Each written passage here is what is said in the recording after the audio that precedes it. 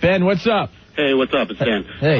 When I first heard you guys say Joel Stein, I was pretty psyched because he's writes some pretty funny stuff. But yeah. This article was the usual bucket of elitist crap about, like, the show. Like, he's so much better than you guys. And yeah, it's kind of, it's kind of sad because, we really had a good time with Joel Stein when he came by here. We sat in the conference room. We talked for forever about a lot of different things. We talked to him about the TNA on the show. We talked to him about Howard Stern. We talked about, some of the more clever things we do on the radio. And I don't know, man. It's obvious he had an agenda when he came in here. He usually writes, like I'm telling you, in Time Magazine is like pretty much the only funny thing. Like, and he said in an article a couple weeks ago that like his whole job is to write fart jokes. Right. And now he's coming down on you guys. Right. Well, you know what it is also, like Ope said, we were hanging out, we did an interview with him, and everything we talked about in the interview pretty much put what we do on the show in context. Yeah. Right. We talked about what we do, how we do it, why we do it here on the air, but he didn't really write about that. He just wrote about what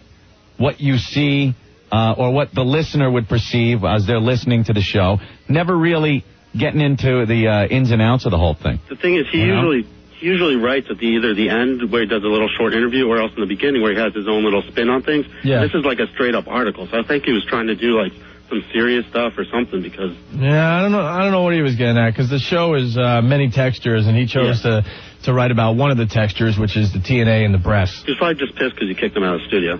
I'm thinking that now. Maybe I shouldn't have kicked him out. He's the one that you kicked out? Oh, yeah. I'm trying to remember. I looked him right in the face. I said, you're making us uncomfortable. Right, okay, yeah. Well, that's it. I lose track of the people we kick out and don't kick out. But you can't take it personally. We have a show to do, Rolling Stone guy, we didn't kick out, right? No, not at all. Who else didn't we kick out? New York Magazine. New York Magazine didn't kick him out. No. Oh, right, we did kick this guy out. We kicked out Joel Stein from Time, and we kicked out the guy from Brill's Content. Yeah. Some of the guys, they make us nervous. They're sitting in here the whole time, and we go for a cup of coffee or a glass of water, and they pick up their pens real fast and start jotting things down. So you want to go through this article? I'm pretty psyched that we're in Time Magazine. Oh, it's great. I'm not going to lie to you. I think it's pretty damn cool. It's a magazine I could finally bring home to my parents. Yeah. The Penthouse was a little rough. We were in the Penthouse, in January? And, we had an article in there between a fisting scene and what was it? Golden showers. And a golden shower scene. Yeah, and we had to take that, it was right around the holidays, so bringing that over Grandma's house with the family over for Christmas was really nice. Just don't go back one page, Grandma. And once you get to the end of the article, see, I taped the rest of the magazine shut. Don't try to open it. Article's over. You'll see stuff you haven't seen since the 40s. Right. But this one we can bring home. Yeah. So I'm pretty psyched about that. It's the latest issue of Time, July 23rd. There's an ape on the cover. Amal. Hey, Opie and Anthony, what's going on, man? What's up, Amal? This Fallon guy's douchebag. He's a tool. It's a rock and roll show. It's a roller coaster, man. He's a Sorry. Hey, wow, that was long before our first curse dump. That happened in the first 5 minutes of the show. Hey, guys, I came here 3 years ago from India, and I'm your biggest fan, man. I listen to you guys like a god. You guys are awesome. Look at that. Best. Thank you, Amal. Love you guys. All right. Bye. Tom, what's going on? Hey, what's up, guys? Hey, I went and got this magazine. First of all, $5 for this piece of crap. But, Opie, you look like the chick in Midnight Express. Oh, Billy.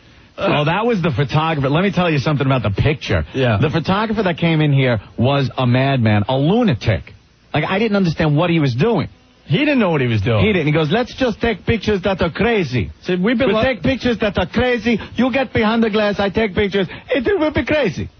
And we're like, well, and you could tell this was the one where we're going, oh, look how crazy we are behind the glass. I got to tell you, we've been lucky enough to have a bunch of photo shoots lately. Yeah. And most of the people that come by, like we have Rolling Stone magazine right outside the studio. They're coming in to snap some shots in a couple minutes here. I got to say, when the photographers come in here, they all know what they want to do and what they want to shoot. The guy from Time had no effing clue. Not a clue. We suggested we go behind this glass. It's like a glass partition between the waiting area of the studio and like the engineering section of the place. And we're pressed up against the glass. And Anthony's got, like, a microphone wrapped around his neck because he decided he was going to just be crazy for the photographer. No, you know what that mic around my neck is for? Oh, that's because we were taping It was him. connected to a DAT recorder. Right. Because we wanted to get some of this guy talking because he was just a madman. That's right. But it didn't work. Right. But that's the only reason I have this around my neck. I couldn't possibly imagine they were going to use this picture. Right. Well, they did. I mean, I there's know. a mic cord around your neck with a mic just hanging there. You're in the middle of talking, which is like any photographer knows you just don't ever use those pictures. I was saying, oh, look how crazy we are behind the glass. Right. And then we told them to put the mic on the other side of the glass window and make it look like we're trying to get at the mics, but we can't. Right. And what does the glass represent? Oh, I get that. Yes, it's crazy. Right. We were just goofing with the guy and fooling around, and he ends up using that shot. Yeah. So the shot is weird, and the little caption that goes along with the photograph, it says, "Bye, Mom." Opie, Wright, and Anthony have dirty talked their way into some serious money. Dirty talked. What does "Bye, Mom" mean? I don't know. Maybe the photographer could explain that to us. What does... I didn't even read that. Bye, Mom. Bye, Mom. Okay. Are we supposed to be in prison? It doesn't look like a prison. Doesn't look like prison. It looks like an engineering room. Right. Oh, my God. It says, "Bye, Mom." Opie, Wright, and Anthony have dirty talked their way into some serious money. I bet they had a different picture with this caption. And then they used this one instead. Didn't change the little caption. All right, you want to go through this, Ant? Yeah. All right, so it's Time Magazine, July 23rd. It came out today with the ape on the cover. We're on page 69 with a really wacky, goofy picture. And the title of the article says it all, really. Can we talk a little more about breasts? Shock jocks Opie and Anthony go national. Starts off by saying, you might not think people would choose to listen to conversations in a frat house, yet every afternoon Opie and Anthony spend 4 hours calling each other gay, drooling over hot moms, and barraging women in to whip them out? Barraging women to whip them out. What is that? Barraging women? That means forcing it. Yeah. We do not force women to do that. So, false right there. We've always said that, if the ladies feel like it, they can whip them out if they see "wow" written on the backs of cars all over the place. Right. And we've told the guys never harass the ladies, don't follow the ladies, just, put the "wow" on and see what happens. Right you are, Greg Opie Hughes. Yeah. A name I haven't used in years, but whatever. They feel like they really know you if they get your real name in. Right. It's not even a carefully constructed frat chat. An hour before airtime, 6 staff members, all guys, sit around watching Jackass, shooting baskets, and occasionally surfing news websites. They're less like people preparing for a radio show than people waiting for a pizza. I agree with that. It pretty much is. He was in there. He saw what goes on before the show. We pretty much just hang out. Yeah, but that's an hour before airtime, which is a lot different. We're just kind of getting our heads together, really, right. At that point. If we're not prepared for the show by then we'll never be. I like that he says it's not a carefully constructed frat chat, though. No, we're just a bunch of guys kind of hanging. Right. The Office, this is hilarious. The Office, and I kind of got a chuckle out of this. I'm like, okay, this is going to be a fun article. The Office even looks like a frat house. Porno tapes line the bookshelves. True. Opie's desk littered with such research material as Maxim, FHM, Stuff, and 17. 17. I do not. Maybe that day there was a... It was, yeah. Yeah, but I don't subscribe to that. It just happened to be there. I also have Time and Newsweek. Yeah, he didn't mention that. I have Playboy and Penthouse. Just about every magazine that's out we go through. Yeah.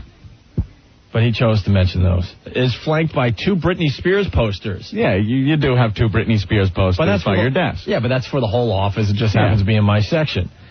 Anthony's desk, littered with the Mary-Kate and Ashley Olsen book, video, and T-shirt, sits under a poster of the twins. Now, that's not true either. He basically makes it look like that's the only thing you have on your desk is like a shrine to the Olsen twins. Well, it's one of the things I have on my desk. Poster, I don't have the poster over my desk. The poster of the Planet of the Apes movie is over my desk. The Mary-Kate and Ashley one is over the Jägermeister machine. Right. And what's up with the Mary-Kate and Ashley Olsen book, video, and T-shirt? Someone had sent them to me, and they were just sitting on my desk. And that's all you have on your desk? I have a huge monitor. I got video games all over the place. Papers. Yeah, there's a bunch of stuff. Not like, that's all that's on my desk is Mary-Kate and Ashley stuff.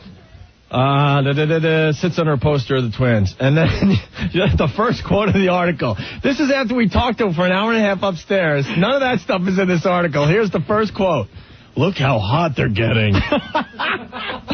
And that's an old picture, Anthony says. On further inspection, he dismisses Mary-Kate as the priss. Ashley is the goer. That's what I say. Ashley's the goer.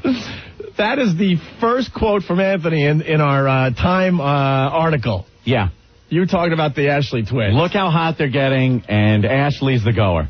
Mary-Kate doesn't look like the goer in that poster. What happened to all the other stuff that we talked about upstairs before he came down to the office to check out the scene? Nothing we talked about upstairs is in this article. Period. Nothing. Nothing. And he writes it like you were serious about it, too, you know? Yeah. Look how hot they're getting. Look how hot they're getting. I just spank out batches by the day and that's at these hot posters. And that's an old picture, Anthony says. Of Mary-Kate and Ashley. On further inspection, he dismisses Mary-Kate as the priss, Ashley as the goer. You're just fooling around trying to make the guy feel comfortable because he's in our environment with a bunch of guys hanging out. Opie, no, that's how I feel. All right, it continues. The entire country will have a chance to hear what guys talk about when they're trying really hard to sound like guys. Infinity Broadcasting, the radio arm of Viacom, this month began syndicating the Opie and Anthony Show, based in New York City to such cities as Chicago, Dallas, and Philadelphia, and we'll soon have them on about 20 stations. Viacom hopes O&A can duplicate their rating success in New York, where they are often number one in their prime demographic, men 25 to 49. There's another false right there. It's not often. We're always number one, men 25 to 49. Always, always, always, and by a long shot. You idiot, Joel Stein. Whoa. God. I used to believe everything I wrote or saw or heard until I got into this business. They don't even do the basic research. Yeah. Number one in their prime demographic, men 25 to 49. Greg Opie Hughes. Opie Hughes. He looks like Opie from the Andy Griffith Show. And Anthony Cumia are the descendants of Howard Stern, replacing his sour transgressiveness with male real politic. But I don't know what he means by that, yeah. While Stern interviews strippers, O&A just want them to take off their clothes. What? Well, that's one thing we do. Sure, there's no reason to interview a stripper. You know, they're here for one reason. Let's check it out and let's move on.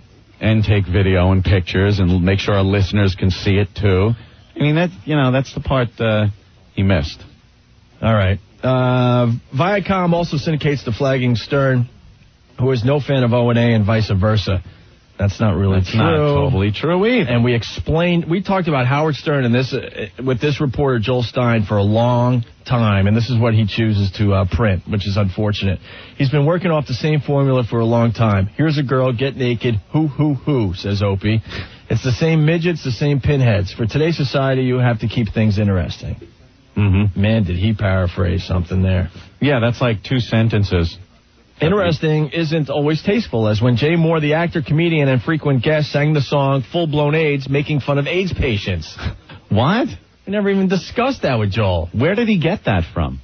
Because that was Jay and Steven, and it was like a Mike DiNicola. I mean, we had a lot of people in the studio that day, and under the context also that it was a most offensive song contest. Right. And they thought it up right on the spot. But it was, it was part of a contest we did, most offensive song. And it wasn't Jay Moore singing it. No, it was Stephen Lynch. Stephen Lynch and Mike DiNicola. Jay Moore barely had anything to do with that, but he's mentioned in the Time article for being the author of that song. He wrote one line. All right, so the article moves on, but O&A are often clever, hammering at the outer band of humor that gets laughs from discomfort, like listening to a gay man perform pee-cheating on a woman.